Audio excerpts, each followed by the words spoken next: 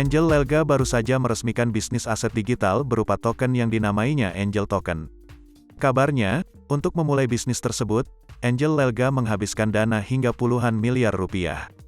Namun saat dikonfirmasi awak media, Angel Lelga tak memberikan jawaban pasti. Kalau ditanya puluhan miliar ya alhamdulillah, kita kan buka usaha apapun pasti ada modalnya yang cukup besar, kata Angel Lelga di kawasan Senayan, Jakarta Pusat, Selasa, tanggal 1 Maret tahun 2022. Untuk nominal pastinya nanti aja ya di belakang, bebernya. Angel menuturkan bahwa dirinya sedang fokus mengembangkan bisnis tokennya itu, sehingga bisnis lainnya bisa ia handle dari jauh. Ia merasa bisnis yang baru ia pelajari beberapa tahun belakangan ini dirasa sangat menarik sehingga ia ingin fokus di sana. Kalau bisnis saya yang lain alhamdulillah karena sudah running, enggak perlu terjun langsung, ujar Angel. Saya fokuskan dulu sama token ini, karena saya lihat bisnis ini menarik dan akhirnya kami bikin sendiri. Kebetulan saya dibantu orang hebat, ungkapnya.